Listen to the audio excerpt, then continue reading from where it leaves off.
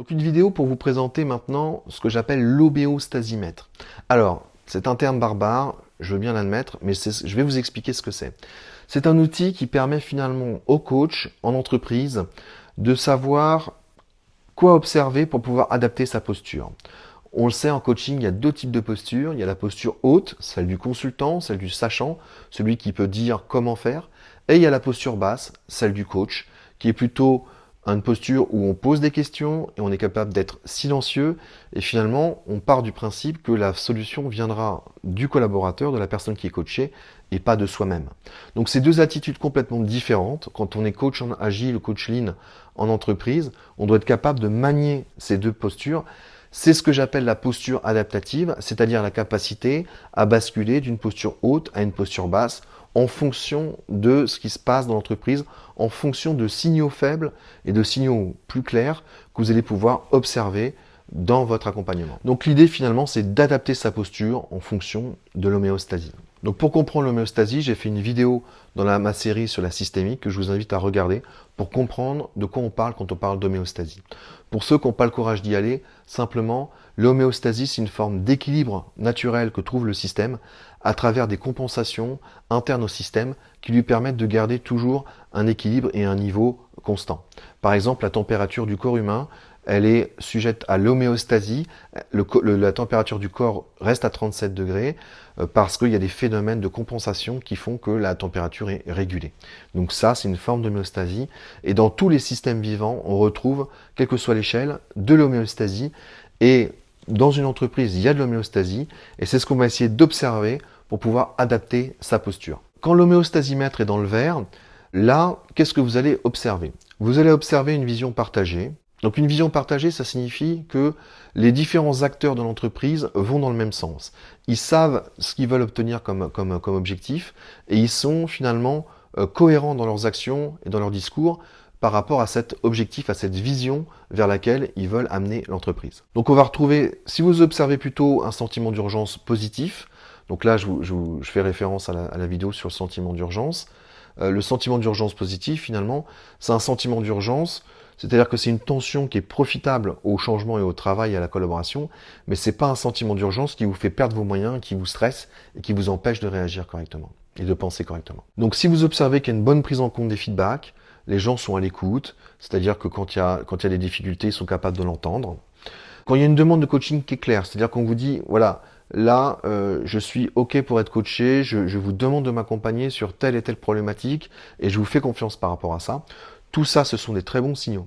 Demande de conseils et application des conseils donnés, c'est-à-dire que à la fois on vous demande des conseils et en plus on applique les conseils. Tout ça, c'est très favorable au changement. La priorisation de la transformation au plus haut niveau, c'est-à-dire que au plus haut niveau de l'entreprise, il y a une vraie volonté de changement, c'est-à-dire qu'il y a des moyens pour ça, il y a des acteurs qui sont désignés pour ça, il y a une vraie volonté au plus haut niveau de l'entreprise de changer. Quand aussi on observe l'acceptation des faits, c'est-à-dire que quand il y a des problèmes qui viennent ou des retards par exemple dans le planning parce qu'il y a eu des imprévus, les acteurs sont OK pour ça, ils comprennent ça, ils acceptent en fait la réalité. Ça, c'est extrêmement positif.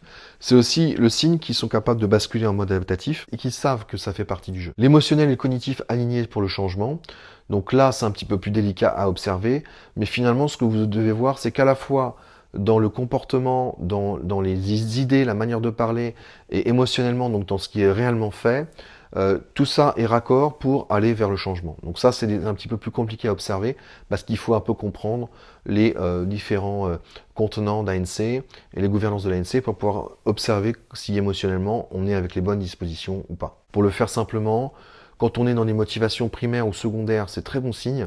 Et si on est sur des surinvestissements émotionnels, ça peut être beaucoup plus compliqué. Si on est en stress, c'est aussi très compliqué. Donc là, on va observer aussi la fréquence dans laquelle sont les différents acteurs. Donc ça, j'en parlerai dans une autre vidéo, je ferai une vidéo pour ça, c'est un petit peu plus complexe comme sujet. Donc quand l'homéostasimètre est au vert, là, vous pouvez accélérer le changement, il n'y a pas de problème pour utiliser des postures hautes, Vous pouvez donner des conseils aux gens puisqu'ils vont appliquer les conseils.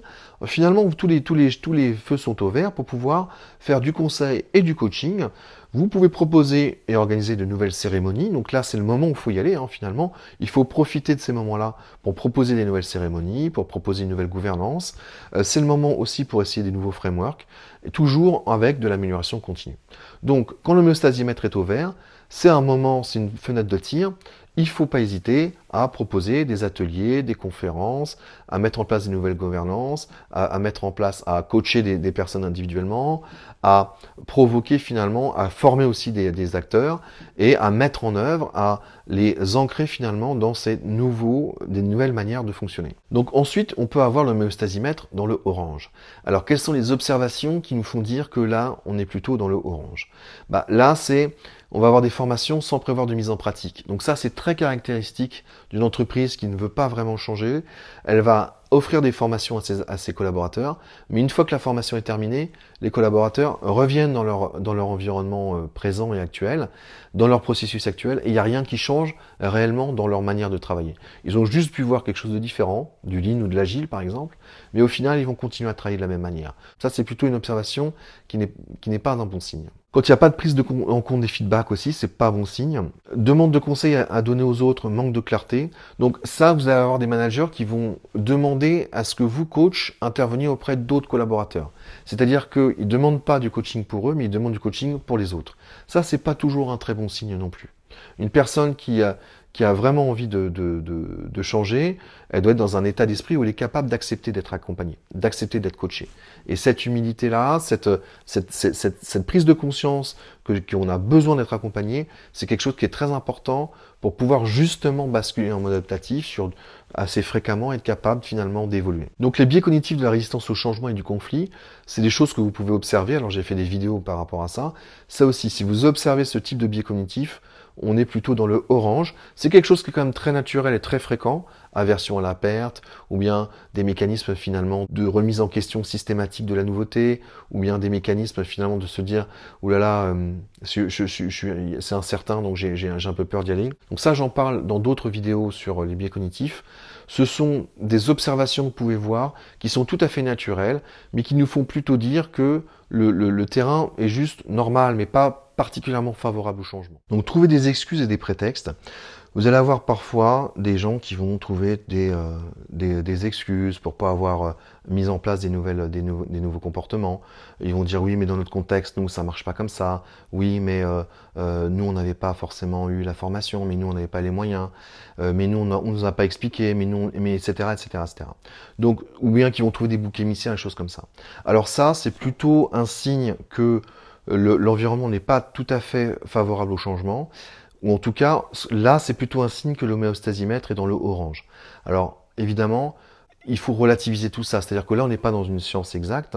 On est dans des signaux qu'on va percevoir qui nous font penser qu'il y a un certain nombre de biais cognitifs qui sont à l'œuvre et d'automatismes qui sont bien ancrés et que les personnes que vous avez sont pas forcément capables ou n'ont pas forcément envie, n'ont pas encore forcément le désir de vraiment changer, n'ont pas vraiment forcément compris l'importance de changer. Et d'ailleurs, c'est une vraie question aussi pour le coach, pour se questionner s'il y a vraiment une urgence ou si c'est vraiment indispensable à ce moment-là de les accompagner vers le changement.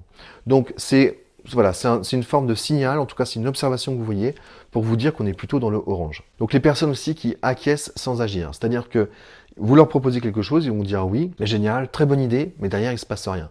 Ils vont prendre des actions, ils vont pas les faire. Donc ça aussi, c'est des signaux qu'on est plutôt dans le orange. Donc reporter les décisions, c'est aussi la même chose. Plutôt que de prendre une décision, on parle pendant 1 heure, et puis au final on dit bon, on reprogramme une réunion pour prendre la décision. Décision qui aurait dû être prise à ce moment-là. Donc ça aussi, c'est très caractéristique d'une forme d'homéostasie. Et là, on est aussi plutôt dans le orange. Donc quand l'émotionnel et le cognitif ne sont pas alignés, finalement, ce qu'on observe à travers ce genre de comportement, c'est-à-dire qu'on dit qu'on veut y aller, mais on n'y va pas vraiment, c'est qu'on est plutôt dans le orange, c'est-à-dire qu'on est plutôt dans un état où on n'est pas aligné d'un point de vue émotionnel et cognitif. Et donc du coup, le changement ne va pas se faire à ce moment-là. Donc, quand on est en orange, qu'est-ce qu'on fait? Les actions possibles. Posture adaptative. Donc là, on peut encore jouer entre la posture basse et la posture haute. Il faut quand même toujours privilégier par défaut la posture basse. En tant que coach, ce qui est important, c'est de toujours avoir en tête que le fait de trop forcer quelqu'un, de trop le pousser dans ses retranchements, peut provoquer une espèce de réaction du support, une espèce de réaction d'homéostasie, qui fait que plus vous allez pousser, vous voulez absolument que quelqu'un fasse quelque chose, plus vous allez avoir de la résistance. Donc en cas de doute, il vaut mieux apporter une posture basse, questionner, prendre le temps de gagner la confiance, se poser les bonnes questions soi-même, et arriver avec un maximum d'humilité face aux personnes que vous accompagnez, tout en restant quand même ferme sur vos convictions et sur votre objectif. Quand l'homéostasimètre est orange, on va plutôt favoriser le coaching, la facilitation, c'est-à-dire qu'on va organiser des ateliers, on met tout le monde autour de la table, on les fait travailler ensemble. Finalement, là, tout l'intérêt, c'est que les idées émergent des propres participants. Donc dans ces cas-là aussi, on peut proposer des choix parmi des options. C'est une bonne technique aussi face à pas mal de biais cognitifs qui consiste finalement à limiter l'inconnu en présentant les différentes options, sans jamais oublier de mettre l'option ne rien faire et de voir les avantages et les inconvénients parmi toutes ces options pour accompagner finalement le client à décider en connaissance de cause avec tous les différents éléments qui sont nécessaires pour prendre les bonnes décisions. Donc on peut aussi traiter les causes racines des biais de résistance au changement, limiter les incertitudes, rassurer, clarifier, co-construire. Donc là, encore une fois, je vous invite à regarder les vidéos sur les biais cognitifs. Mais ce qui va être intéressant ici, c'est que finalement, on a pas mal de causes racines, c'est-à-dire des éléments qui vont favoriser le repli sur soi et le fait de rester sur ses automatismes. Donc, limiter les incertitudes, c'est quelque chose qui va aider. Quand vous accompagnez une transformation agile, par exemple, c'est important que les acteurs puissent comprendre leur nouveau rôle. Est-ce que ça va remettre en question des aspects RH ou pas ? Et avec qui ils vont devoir travailler, et qu'est-ce qu'ils vont devoir faire comme activité. Plus vous clarifiez plus vous êtes clair et précis sur leur rôle à venir, plus vous limitez les incertitudes, moins vous avez de chances, de risques de voir apparaître des biais cognitifs du type aversion à la perte. Donc il faut prendre du temps pour rassurer, il faut prendre du temps pour convaincre, il faut prendre du temps quelque part pour être en confiance, gagner la confiance des collaborateurs. Donc comment est-ce qu'on gagne la confiance? C'est très simple, il faut dire la vérité et il faut faire preuve d'empathie. Et à partir de là, si on est vraiment là pour défendre l'intérêt du client, le client va le savoir et c'est comme ça que vous pouvez co-construire une relation bienveillante et de collaboration efficace. Donc favoriser la bascule en mode adaptatif, on a plein d'outils pour ça. On va provoquer la bascule chez les personnes qu'on accompagne pour leur faire prendre un peu de recul par rapport à leurs croyances, pour pouvoir les aider à relativiser leurs intolérances. Et donc le mode adaptatif, c'est le mode mental qui nous permet d'accepter le changement et d'aller de l'avant et de pouvoir aussi trouver des solutions intelligentes, logiques, et qui prennent en compte en fait un certain nombre de concepts complexes. Hein. Donc le mode adaptatif, c'est ce qu'on veut provoquer à ce moment-là chez les personnes qu'on accompagne pour les aider à accepter le changement et aller de l'avant. Petit pas, petite victoire. Donc là, l'idée, c'est de faire des petits pas, des toutes petites choses qui ne sont pas forcément très impressionnantes, mais qui vont finalement commencer à aider les acteurs à mettre le pied à l'étrier, à commencer finalement à agir vers l'objectif final. Et donc, c'est très important aussi de valoriser les petites victoires. Quand on réussit, par exemple, à bien faire une rétrospective, par exemple, bah là, il faut féliciter tous les acteurs. C'est quelque chose qui va les aider, finalement, à aller de l'avant et à faire de l'amélioration continue. Là, on peut aussi faire des rétrospectives à l'échelle, c'est-à-dire que avec des acteurs de plus haut niveau, on va pouvoir les rassembler pour pouvoir commencer à ce qui eux-mêmes puissent dire qu'est-ce qui ne va pas dans leur organisation, qu'est-ce qui ne va pas dans leur fonctionnement, de manière à ce que, en fait, la réalité vienne des propres collaborateurs et qu'ils puissent entre eux discuter et trouver des solutions. Et donc, quand vous êtes dans une situation, finalement, vous êtes un peu dans le orange, où ça peut être un peu compliqué dans l'accompagnement, parfois il vaut mieux que ce soit les collaborateurs eux-mêmes qui se transmettent les messages et qui disent en fait les messages qui sont importants, plutôt qu'un acteur extérieur qui risque finalement, en arrivant avec une espèce de vérité absolue, puisse finalement devenir le bouc émissaire du système et se faire éjecter par le système qui va finalement conserver son homéostasie et conserver son mode de fonctionnement habituel. L'homéostasimètre, il peut être aussi dans le rouge. Alors qu'est-ce qu'on observe quand l'homéostasimètre est dans le rouge? Bah là, il y a des réunions qui sont annulées fréquemment. On a des périodes de finalisation d'une étape importante. Donc, c'est-à-dire que vous êtes par exemple en cycle en V et là, vous êtes en plein cadrage. Vous avez toutes les équipes qui sont en plein cadrage. Ça sert à rien d'arrêter le cadrage au milieu du cadrage en disant on va changer complètement la mode de fonctionnement.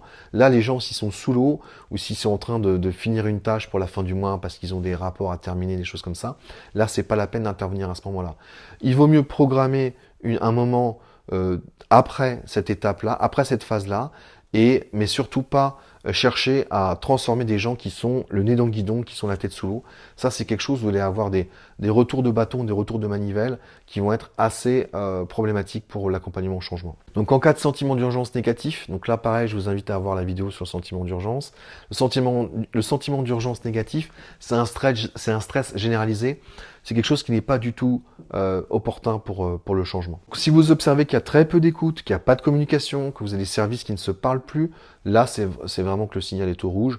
C'est pas du tout bon pour proposer en fait quelque chose de nouveau. En tout cas, on va voir que dans ces cas-là, on va aborder une autre manière de travailler. Donc si vous avez des routines qui sont survalorisées ou de la transparence qui est réprimandée, donc c'est-à-dire des indicateurs pastèques ou bien carrément des faux rapports ou bien des gens qui n'osent pas dire à leur chef que ça ne va pas du tout, qu'il y a des retards sur les projets.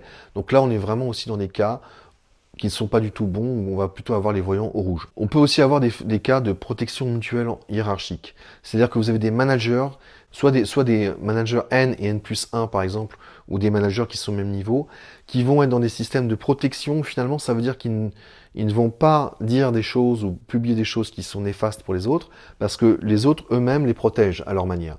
Et donc quand vous avez des systèmes comme ça de protection, où en gros ça manque énormément de transparence, il y a du copinage ou des choses comme ça c'est pas non plus du tout bon pour le changement. Donc si vous observez aussi qu'il n'y a aucune demande de feedback, que les gens finalement ne s'intéressent pas à des feedbacks, que ce soit de la part d'un consultant ou d'un coach, ou bien que ce soit de la part du marché par exemple, ou des utilisateurs ou des collaborateurs, ça aussi c'est pas du tout un bon signe, on est plutôt dans le rouge. Et donc quand vous avez émotionnel et cognitif qui sont alignés pour le non-changement, c'est-à-dire que là, non seulement émotionnellement ils sont pas prêts à changer, mais en plus ils le disent, qu'ils ne veulent pas changer et qu'il est hors de question qu'ils changent, là évidemment on est dans le rouge. Donc dans ces cas-là, quand vous êtes dans le rouge, le coach doit avoir une posture basse.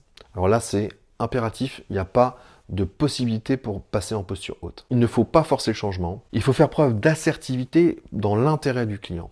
C'est-à-dire que notre rôle de coach à ce moment-là, c'est de dire ce qu'on pense ou ce qu'on ressent, de dire les choses telles qu'on les voit, mais sans demander à l'autre de changer, simplement lui renvoyer son point de vue et ce qu'on pense de la réalité et de ce qu'il est en train de faire en ce moment. Donc là, le coach peut aussi faire preuve de pensée adaptative, c'est-à-dire qu'il doit être capable d'accepter la réalité du fait qu'il ne peut pas accompagner au changement à ce moment-là, et plutôt analyser ce qui se passe de manière à pouvoir apprendre de son expérience et s'améliorer par la suite. Donc là, c'est un bon moment pour le coach pour se dire, est-ce qu'à un moment donné, je suis allé trop fort dans le passé, ce qui fait que ça a provoqué le fait qu'on soit dans le rouge maintenant? Est-ce que j'aurais pu faire différemment? Donc c'est un bon moment de rétrospection aussi pour le coach. Donc il faut laisser la porte ouverte pour le futur. Effectivement, ça signifie que c'est pas parce que là aujourd'hui on n'est pas dans le bon moment, on sera peut-être prêt plus tard. Donc le système sera peut-être prêt plus tard pour pouvoir changer. Donc quand je parle de système, je parle d'entreprise très souvent, mais parce que ça marche pour tous les systèmes. Ça. Donc dans ces cas-là, il faut sortir de l'intervention, c'est-à-dire qu'il vaut mieux accepter que là on ne pourra pas changer les choses et sortir proprement de son intervention de coach, parce que de toute façon on ne servira à rien et on ne pourra pas faire basculer le client, on ne pourra pas l'accompagner au changement. Et donc dans ces cas-là, il ne faut pas perdre son temps, mais plutôt utiliser son temps pour des équipes ou des systèmes qui ont envie de bouger, qui ont envie finalement de s'améliorer. Alors c'est quand même important de rappeler les victoires passées, c'est-à-dire que si à un moment donné vous sentez que par exemple une équipe ne veut plus être accompagnée, qui refuse d'être accompagnée, partez proprement, mais faites-leur un mail par exemple pour décrire tout ce qu'ils ont réussi à accomplir grâce à eux, grâce à leur volonté, grâce à leurs efforts. C'est très important de partir proprement en renvoyant finalement des feedbacks de ce qu'ils ont réussi à accomplir. Peut-être que là ils sont dans le rouge et qu'ils sont en train finalement peut-être de trouver une stabilité ou qu'ils ont besoin de ralentir pour retrouver de la stabilité. Mais en tout cas, s'ils ont été en orange ou en vert dans le passé et qu'ils ont pu changer, qu'ils ont pu bouger, il faut le rappeler ça. Et finalement aussi pour le coach, c'est important de pouvoir dire bon bah j'ai fait mon boulot, j'ai fait de mon mieux, je leur ai apporté quelque chose. Maintenant, je vais passer à autre chose, je vais aider d'autres équipes, mais c'est important de pouvoir à un moment donné aussi sacraliser, noter noir sur blanc ce qui a été fait de positif pour les équipes. Donc une transformation agile, c'est un long chemin, ça se fait pas du jour au lendemain. Donc l'homéostasimètre finalement, alors il y a plein d'autres facteurs que vous pouvez observer. Finalement, ça va toujours de est-ce que j'ai la capacité à basculer en mode adaptatif ou pas? Ou est-ce que je suis vraiment bloqué dans mes automatismes? Ça dépend beaucoup aussi de l'état d'esprit des différents managers, des différents acteurs clés dans l'entreprise. Est-ce qu'il y a des personnes qui sont complètement stressées, sous l'eau, bloquées, ou alors qu'au contraire, elles sont capables d'avoir un petit peu de temps pour comprendre des nouveaux concepts ou pour essayer de nouvelles choses? Vous pouvez aussi avoir des personnes qui, dans la même discussion, peuvent être hyper ouverts au changement, et puis tout d'un coup se braquer. Et donc, il faut savoir après aussi gérer les contenants, gérer le stress, être capable d'aider la personne à basculer en mode adaptatif pour ponctuellement le mettre dans un état d'esprit où il va être capable là de penser différemment, de voir d'autres manières plus efficaces de travailler, d'accepter finalement de discuter avec des gens avec qui il n'aurait pas envie de discuter. Voilà, ce genre de choses qui vont créer de l'agilité d'entreprise et qui vont être extrêmement favorables à l'efficacité collaborative. Voilà, merci d'avoir suivi cette vidéo et à très bientôt.